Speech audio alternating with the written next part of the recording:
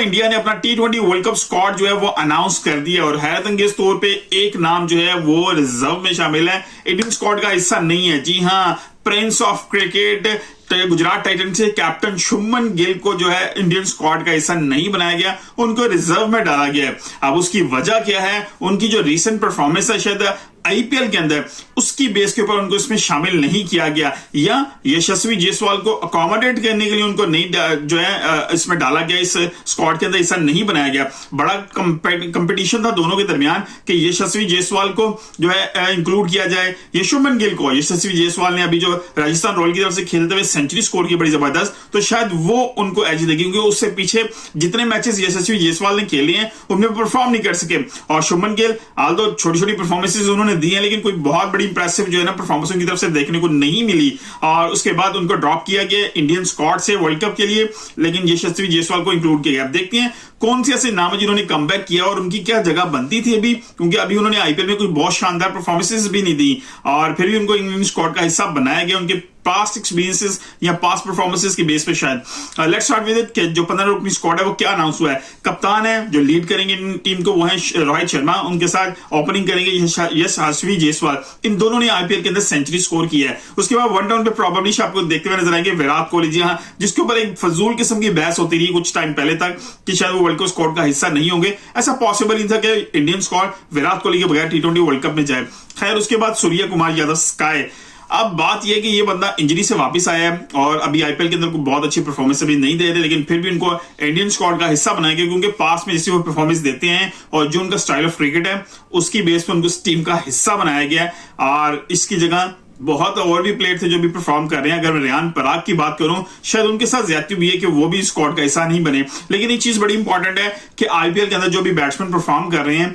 ये चीज जहन में रखी गई है सिलेक्टर्स की तरफ से कि भाई साहब विकेट्स जो प्रोवाइड की जा रही हैं, बैटिंग विकेट्स हैं, फटा विकेट्स हैं, छोटे ग्राउंड है, और इसको जहन में जरूर रखें बैट्समैन को सिलेक्ट करते हुए। इसलिए पुरानी गन्स जो है ना उनको ज्यादा जो है सस्टेन किया गया इस स्क्वाड के अंदर। उसके बाद शिवम दुबे, जी हाँ, इनकी बड़ी जबरदस्त परफॉर्मेंसेज रही हैं आईपीएल के अंदर। पहले भी ये बड़ी जबरदस्त परफॉर्मेंस देते रहे पिछले साल भी, तो इस वजह से इनको दोबारा कंसीडर किया गया और स्क्वाड का हिस्सा बनाया गया। लेफ्ट आर्म बैट्समैन है और बड़ा जबरदस्त प्लेयर है, अटैकिंग प्लेयर है, और शायद ये इनको इन कनेक्शन ऑफ जो है ना हार्दिक पांड्या उनके साथ रखा जाएगा कि अगर हार्दिक पांड्या परफॉर्म नहीं करते तो इनको कंसीडर किया जाएगा शुभन जो है दुबे को, ताकि वो उस पोजीशन पे आके अटैकिंग क्रिकेट खेल सके। और उसके बाद जो है ऋषभ पंत, अच्छा ये बड़ा इंटरेस्टिंग है कि ऋषभ पंत को दोबारा मौका दिया गया, आल्दो के वो इतने बड़े इंसिडेंट के बाद वापस आए हैं और अभी उन्होंने कोई बहुत खासी क्रिकेट खेली नहीं है, और मेरा ख्याल है ये टू अर्ली के ऋषभ पंत को दोबारा इंक्लूड कर लिया। इसकी जगह पर अगर डीके को शामिल किया था, दिनेश कार्तिक को, वो ज्यादा सूटेबल था, क्योंकि जिस तरह की इनिंग्स उन्होंने खेल दी है, आदो उनकी एज फैक्टर को निकाला जाता है इस टीम से, इस सोच से बाहर, क्योंकि आपके पास विराट कोहली भी किसी एज में है, रोहित शर्मा भी कुछ ऐसी एज में है, तो डीके शायद इस जगह पर ज्यादा सूटेबल था जैसे उन्होंने परफॉर्मेंस दी है अभी रिसेंटली। और ऋषभ पंत शायद ही नीड्स मोर टाइम कि वो दोबारा उसमें आते हैं फॉर्म में और दोबारा अपने आप को टीम स्क्वाड का हिस्सा बना पाते हैं, लेकिन खैर उनको उनकी पास्ट परफॉर्मेंसेस की वजह से दोबारा कंसीडर किया जा रहा है। Sanju Samson, very good selection. वो संजू सैमसन ने जैसी क्रिकेट खेली है और रिचली डिजर्व कि उनको जो है इंडियन स्क्वाड का हिस्सा बने और वो उस जगह बनाए, और उन्होंने बहुत जबरदस्त जो है सिलेक्शन है इंडियन स्क्वाड की तरफ से, इंडियन सिलेक्टर्स की, अजित अगरकर की तरफ से। उसके बाद हार्दिक पांड्या, यार अजीब है, उसको पूरी जो है ना उनकी अपनी होम ग्राउंड की जो टीम है मुंबई इंडियन की, वो बू करती हुई नजर आ रही है, और उसकी अपनी कोई परफॉर्मेंसेस नहीं है, ना बैटिंग में उसकी कोई परफॉर्मेंस है, ना उनकी कोई बॉलिंग में परफॉर्मेंस है, और पता नहीं किस बेस के ऊपर उनको दोबारा सिलेक्ट किया गया, सिर्फ वही पास परफॉर्मेंस की वजह से एक दिमाग में चीज अटकी हुई है कि यार ये बंदे ने पास में परफॉर्मेंस दी है, करंट परफॉर्मेंस को बाहर में जाए, लेकिन भाईजान इनको मौका मिलना चाहिए। और वाइस कैप्टन सस्टेन किया गया, यानी कि टीम से बाहर निकाला जाना बड़ा मुश्किल है उनको। खैर, उसके बाद अक्षर पटेल, शायद ठीक है जी, लास्ट टाइम भी जो है ये 2022 के T20 वर्ल्ड कप का भी हिस्सा था इंडियन स्क्वाड का। और उसके बाद रविंद्र जडेजा ऑटोमेटिक चॉइस है, और युजवेंद्र चाहल बड़ा जबरदस्त कमबैक किया है, बहुत अच्छा लेग स्पिनर है और अच्छी परफॉर्मेंस कर रहे हैं आईपीएल के अंदर। इन विकेट्स के ऊपर he is doing very good job और इसलिए जगह बनती है। कुलदीप यादव ऑटोमेटिक चॉइस है। अच्छा, अब यहाँ पर 4 स्पिनर्स जो है ना इंडिया लेके जा रहे हैं, जो स्पेशलिस्ट 4 स्पिनर्स हैं, अक्षर पटेल,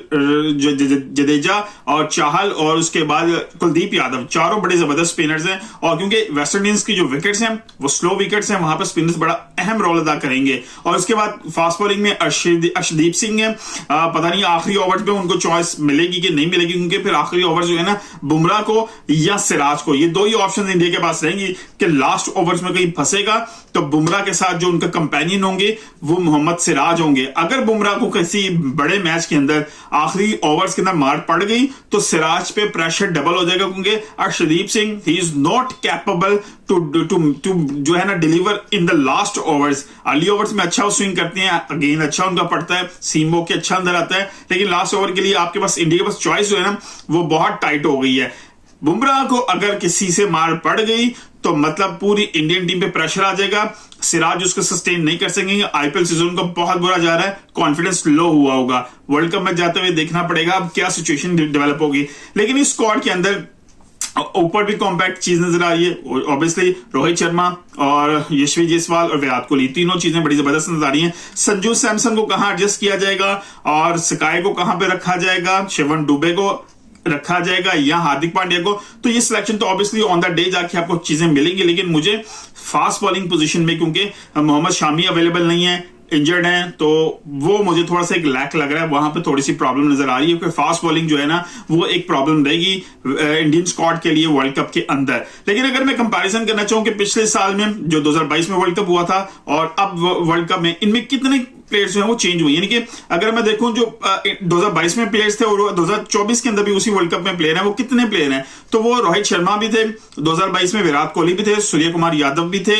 ऋषभ पंत थे, हार्दिक पांड्या थे, ये 5, अक्षर पटेल 6, चाहल 7, अर्शदीप सिंह 8, ये 8 प्लेयर्स थे जो 2022 के वर्ल्ड कप में भी थे और अब 2024 के वर्ल्ड कप में भी हैं। और अब जो नए एडिशन हुई है 2024 के वर्ल्ड कप के अंदर जो प्लेयर्स आए हैं वो यशस्वी जायसवाल आए हैं, शिवन दुबे आए हैं, संजू सैमसन आए हैं, कुलदीप यादव है, जडेजा है, जसप्रीत बुमराह है, मोहम्मद सिराज, ये जो मजीद जो आपके पास नजर आ रहे हैं 7 प्लेयर, ये वो हैं जो 2022 के वर्ल्ड कप में नहीं थे। और ये 8 पिछले वर्ल्ड कप से और 7 अब नए दोबारा इसमें शामिल हुए हैं। ये 15 रुकनी स्क्वाड अनाउंस हुआ है। इंडियन टीम का बहुत परफॉर्मर ऐसे हैं जो आईपीएल के अंदर बड़ी जबरदस्त परफॉर्मेंसेस दे रहे हैं, जिसमें रियान पराग एक बड़ा जबरदस्त नाम है। ऑब्वियसली रिसेंट जो है ना आपको फ्यूचर के अंदर वो दोबारा इंडिया की तरफ से खेलते हुए नजर जरूर आएंगे, लेकिन शायद उनकी जगह यहां जरूर बनती थी जो है किसी और प्लेयर की जगह पे भी अगर मैं बात करूं तो शायद ऋषभ पंत की जगह पे भी आ सकते थे, क्योंकि 2 विकेट कीपर्स आपके पास मौजूद थे, संजू सैमसन भी मौजूद थे और आप उनके डीके को भी खिला सकते थे। तो मेरा ख्याल है कि यहां पर जो एडिशनल एक चीज की गई है वो ऋषभ पंत को खिलाना शायद थोड़ा सा एक्स्ट्रा है और हार्दिक पांड्या को, क्योंकि दोनों की परफॉर्मेंस कुछ इतनी बहुत ज्यादा खास नहीं है, दोनों इंजरी से वापस आ रहे हैं, सूर्य कुमार यादव भी इंजरी से वापस आए हैं और अभी आईपीएल के अंदर बहुत ज्यादा फेवरेबल जो है ना इनिंग्स उनकी तरफ से नजर नहीं है, फ्लैट विकेट्स, छोटे ग्राउंड होने के बावजूद। और इंडिया के स्क्वाड एज कंपैरेटिव अगर मैं देखूं, जैसे मैंने स्क्वाड देखा है अभी न्यूजीलैंड का देखा है या हमने बात की है इंग्लैंड के स्क्वाड के हवाले से, तो मुझे थोड़ा सा वीक नजर आ रहा है फास्ट बॉलिंग पोजीशन के हवाले से और मिडिल ऑर्डर में, क्योंकि मिडिल ऑर्डर में ऐसे प्लेयर्स हैं जो शायद अभी तक क्लिक नहीं हो पा रहे। सूर्य कुमार यादव की बात की जाए, हार्दिक पांड्या की बात की जाए या ऋषभ पंत है, ये अगर इन तीनों खेलते हैं एक ही टीम के अंदर 11 के अंदर आते हैं तो मेरा ख्याल है इंडियन स्क्वाड के ऊपर जो मिडल जो पॉइंट आएगा ना उस पर बहुत ज्यादा प्रेशर डेवलप होगा। एक ये इनका मिडल ऑर्डर का प्रेशर डेवलप हो जाएगा, दूसरा फास्ट बॉलिंग, ये 2 पॉइंट्स मुझे भी कमजोर लग रहे हैं। संजू सैमसन अगर खेलते हैं तो फिर बहुत ज्यादा चांसेस हैं कि जो है दुबे खेलते हैं, ये दोनों अच्छी परफॉर्म भी कर रहे हैं, परफॉर्मेंस दे रहे हैं, तो शायद थोड़ा सा एज मिल जाए इंडिया को। लेकिन फिर it's still a gamble by Indian cricket जो है ना उन्होंने बोर्ड ने खेल दी है कि ऐसे प्लेयर्स को भी इंक्लूड कर लिया है कि जो अभी रिसेंटली इंजरी से वापस आए और अभी परफॉर्मेंस भी उनकी अप टू द मार्क नहीं थी, लेकिन पास की परफॉर्मेंस की वजह से they got the place in the Indian squad. आपका स्क्वाड अकॉर्डिंगली क्या है, इन प्लेयर्स को होना चाहिए नहीं होना चाहिए, अपनी राय कमेंट की सूरत में जरूर दीजिएगा। मिलते हैं अगली किसी वीडियो के साथ, अपना ख्याल रखिएगा। अल्लाह हाफिज।